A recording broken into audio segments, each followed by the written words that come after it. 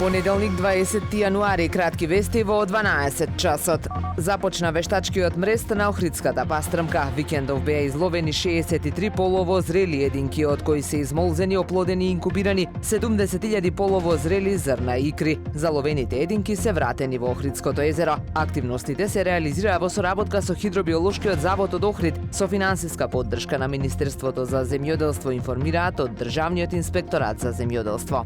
Богојавленските чествувања во Охрид продолжуваат и денеска на празникот собор на Свети Јован Крстител и традиционалното капење на рибарите во Охридското езеро. Традицијата за да се одбележува овој ден е многу стара. Во одреден период престанала да се практикува, но повторно се обновила. Според кажувањата на старите жители на градот, рибарите се капеле на овој ден за да ја покажат нивната приврзаност кон езерото. Уникатната манифестација и годинава ќе се одржи на местноста Сараиште, надополнета со повеќе културни и забавни содржини. По 3-неделен зимски распуст, основците и средношколците се враќаат во школските клупи. Започна второто полугодие од учебната 2024-2025 година. Учебната година нема да биде продолжена како минатата, бидејќи ќе нема пролетен распуст кој беше воведен лани. Ќе заврши на 10 јуни за сите ученици, освен за матурантите, кои според календарот ќе учат до 16 мај.